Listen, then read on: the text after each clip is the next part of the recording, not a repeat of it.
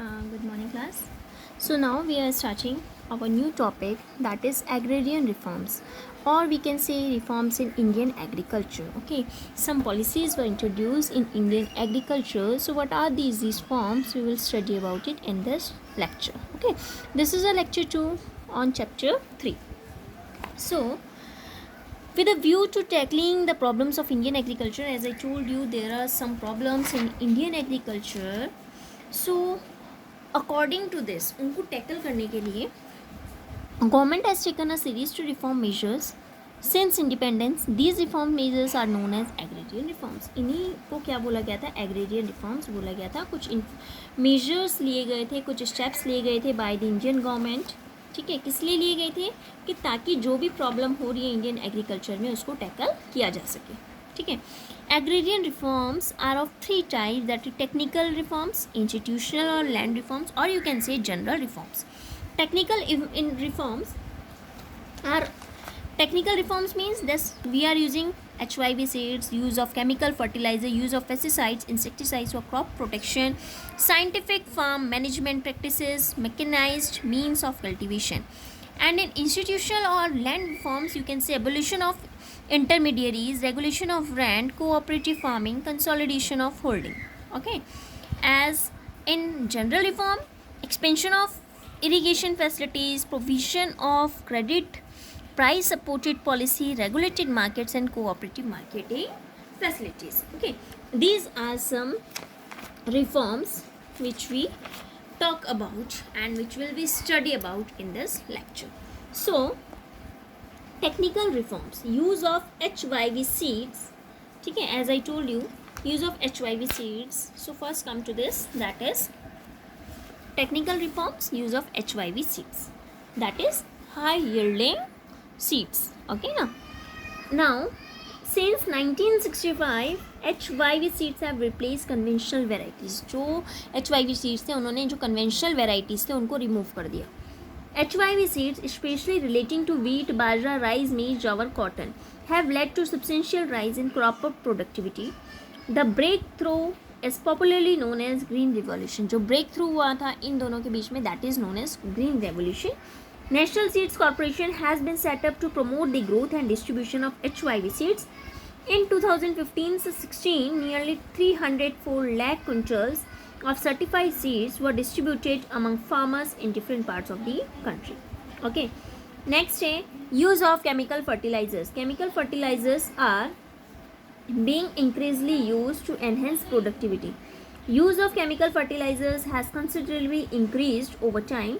In 2015 to 16, nearly 267 lakh tons of chemical fertilizers for use. उस time पे जो chemical fertilisers थे उनको ज़्यादा यूज़ किया जाता था कि ताकि हमारी प्रोडक्टिविटी इंक्रीज हो. ठीक है ना. नेक्स्ट आता है scientific farm management. Stress has been laid to scientific cultivation as against conventional farming की जगह लोग साइंटिफिक फार्मिंग पे विश्वास करने लगे. Scientific methods of farming related to selection of crop and their quality, preparation of soil, rotation of crop, selection of seed, use of fertilizers besides seed others. In this connection, intensive agricultural area program has been introduced. Also, integrated rural development program has been launched to speed up the progress of growth in agriculture. As many as 23 agriculture universities were engaged in promoting research on scientific cultivation. ठीक है, उस time की बात अगर हम करते हैं तो इतनी जो हमारी कल्टीवेशन पे डिपेंड थी. ठीक है ना. After this come to the next, that is mechanical means of cultivation. Several measures have been taken to spread the use of mechanized means of cultivation. To enable the small farmers to buy agriculture machines, cheap credit facilities are provided by cooperative societies, small and marginal farmers agencies, regional rural banks and commercial banks. In almost all states, agro industries corporations have been set up for this purpose. ठीक है ना. जो हम अगर पूरी mechanise के means of cultivation की बात करते हैं तो बहुत से मेजर्स लिए गए, बहुत से स्टेप्स लिए गए कि ताकि जो हमारा मैकेनाइज मीन्स ऑफ कल्टीवेशन है उसको हम स्प्रेड कर सकें. ठीक है ना, उसको यूज़ करें. Next come to the next, that is institutional reforms और you can say land reform. They both are same. Action plan of the government with regard to land reforms includes the following step. First one is abolition of intermediary. Intermediary जो बीच के बिचौले होते हैं उनका abolition हो गया, त्याग हो गया. Intermediaries between the state and the actual tiller of the soil. ठीक है. Popularly known as जमींदार जिसको हम बोलते हैं वो हट गए, उनका abolish हो गया, abolishment हो गया, तो वो लोग हट गए. Ownership rights have been conferred upon those who actually cultivate or till the soil. We are using here till. The word till means cultivate. जो actual owner वो होगा ज़मीन का जो वहाँ पे cultivation करेगा. ठीक है. So this has been done with a view to stopping exploitation of the cultivators by the ज़मीन. अब क्या होता था, इससे क्या हुआ कि जो कल्टिवेटर्स थे जो बेचारे मेहनत कर रहे हैं और जो ज़मींदार हैं उन दोनों का वो लोग भ्रष्टाचार करते थे, एक्सप्लॉइटेशन होता था उन दोनों के बीच. क्यों? क्योंकि मेहनत तो वहाँ पे जो कल्टिवेट कर रहा है, जो लैंड में मेहनत कर रहा है वो कर रहा है मेहनत, लेकिन ज़मींदार फालतू के पैसे खाते थे. जो जितनी मेहनत कर रहा उतने भी ना मिलके उनको सारा पैसा किसके पास जाता था? ज़मींदार के. ठीक है. So that was be finish. That is abolition of what? Intermediaries. Intermediaries का abolition हुआ. Next, come to the next, that is regulation of rent. To put an end to excessive and illegal extortions from the cultivators, rents have been fixed. Rents fix किए गए. Generally these are not to exceed 1/3 of the value of crop. इसको जो है 1/3 of the crop से ज़्यादा नहीं बढ़ाया गया, लेकिन रेंट जो है फिक्स किया गया. ठीक है. नेक्स्ट है हमारा consolidation of holdings. Consolidation of holdings, that is with a view to reducing fragmentation, steps have been initiated for the consolidation of holding. Steps लिए गए कि ताकि हम जो है consolidation of holdings को क्या कर सकें, initiate कर सकें, उसको बढ़ावा दे सकें. Consolidation is a practice to allot land to the farmer at one place as a replacement for his scattered holdings here and there. It saves the cost of cultivation. Cost of holding जो हम बोल रहे हैं consolidation क्या होता है? Farmer को वो लैंड अलॉट करना. अगर सपोज उसकी एक लैंड है, वहाँ पे कुछ भी हम कह रहे हैं, कुछ भी मतलब मिस हैपनिंग हो गई है, कुछ हो गया है, तो वहाँ पे उसको उसी की जगह दूसरी कहीं पे और लैंड दी जा रही है. ठीक है ना. जैसे आपको पता है टिहरी डैम में जब टिहरी का वो हुआ था, तो टिहरी डैम जो टिहरी वाले लोग थे उनको यहाँ पे बसाया गया. ठीक है ना. तो उनको ज़मीन दे के वहाँ पे अगर उनका सब कुछ जितना भी उनका सब कुछ था सब डूब गया था, तो उनको यहाँ पे लैंड वगैरह दी गई. तो ऐसे फार्मर को जब एक प्लेस से दूसरी जगह पे लैंड दी जाती है फॉर स्कैटर्ड होल्डिंग, इधर उधर उसकी होल्डिंग्स होती हैं, कहीं कहीं जगह जगह फैल जाती है, तो उसको एक लैंड दी जाती है fix. That is called a consolidation. It save the cost of cultivation. इससे क्या होता है? कॉस्ट ऑफ कल्टिवेशन सेव होती है. By 2004 more than 1633 lakh hectares of land was brought under consolidated holdings. Now come to the next, that is ceiling on land holdings. Ceiling on holdings is the maximum size of cultivable land holding that an individual or a family can own. एक individual के पास, अगर हम family की बात करते हैं, जितनी उसकी कल्टिवेटेड लैंड होल्डिंग होती है, जो मैक्सिमम साइज होता है उसका, जितने ज़्यादा से ज़्यादा जो अमाउंट होता है, उसको हम सीलिंग ऑन होल्डिंग बोलते हैं. सरप्लस लैंड जो होती है over and above the ceiling limit, जो सीलिंग लिमिट है अगर उससे ज़्यादा होती है सरप्लस लैंड, तो उसको हम रिज्यूम कर देते हैं by the government and redistributed among small holders. जिनके पास लैंड नहीं है तो जो एक्स्ट्रा है उसको उन लोगों में बांट दी जाती है. ठीक है ना. नेक्स्ट आता है हमारा cooperative farming. Cooperative farming is encourage to enhance bargaining power of small holder. जो स्मॉल होल्डर्स हैं उनकी बार्गेनिंग पावर को बढ़ाने के लिए कोऑपरेटिव फार्मिंग की जाती है. Together they can buy inputs at a lower price and sell their produce at a higher price.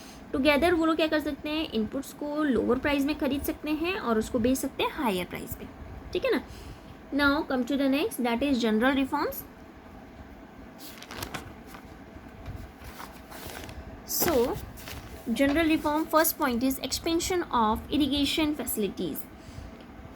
With a view to raising productivity in agriculture, irrigation facilities have been expanded. अगर हमें productivity agriculture में बढ़ानी थी तो irrigation facilities को expand करना पड़ा. Several major and minor irrigation projects have been launched across different parts of the country. बहुत से बड़े बड़े और minor irrigation project जो है launch किए गए अलग अलग different parts of the country में. 1951 में barely 70% of land was under permanent means of irrigation. Now irrigation is covering about 45%। अगर हम 1951 की बात करते हैं तो उस टाइम पे 17% लैंड जो है हमारी परमानेंट मीन्स ऑफ इरीगेशन के अंडर थी, लेकिन अगर हम अब की बात करते हैं तो 45% ऑफ लैंड हमारी अंडर कल्टिवेशन है, ठीक है ना। Next one is provision of credit. Cooperative credit societies have been set up to provide credit to the farmers at low rate of interest. Also, rural development banks have been established to cater to needs of the farmer. जो rural development bank से उनको establish किया गया है कि ताकि जो credit needs हैं फार्मर की उसको क्या कर सके, वो इकट्ठी कर सके, कैटर कर सके. At present, there are 94,647 primary agriculture credit societies and 768 primary cooperative agriculture and rural development banks in the country. अगर हम टोटल की बात करते हैं तो इतनी हमारी है. नेक्स्ट आ जाइए, regulated markets and cooperative market society. Regulated markets have been established across all parts of the country. This is with a view to offering remunerative price to the farmers and protect them against exploitation by the middlemen. These markets are governed by the market committees appointed by the government. ये जो markets हैं ये governed होते हैं market committees जो कि government ने appoint किए होते हैं. ये कमिटी इंश्योर करती है timely payment to the farmers की टाइमली पेमेंट की जाए फार्मर्स को, और उनको स्पेसिफाइड वेट्स और मेजर दिए जाएं जो उनकी वैल्यू है, जितना उन्होंने उनको प्रोडक्शन दिया है, गुड्स एंड सर्विसेज प्रोवाइड की है, जितना प्रोडक्शन दिया है तो उतनी उनको वैल्यू मिल सके, ठीक है. Next one is price support policy. Under this policy, government assures a minimum support price, that is MSP, to the farmers for their produce so as to protect him against uncertainties of the market. Government is committed to buy the surplus produce of the farmer at the minimum support price as when the market price is lower than that. तो government जो है क्या करती है, commit करती है कि वो जितना भी एक्स्ट्रा प्रोडक्शन होगा फार्मर से खरीदेगी, जो भी उनका प्रोडक्शन होगा उससे कम दाम पे, ठीक है ना. तो ये हमारी प्रोडक्ट प्राइस पॉलिसी थी. इसके बाद हम लोग पढ़ेंगे हमारे अचीवमेंट्स क्या थे, ठीक है. हमने पॉलिसीज़ बनाई लेकिन उसके अचीवमेंट्स क्या थे, तो अचीवमेंट्स क्या थे उसके हम लोग ये नेक्स्ट लेक्चर में पढ़ेंगे. Okay, thank you, have a nice day.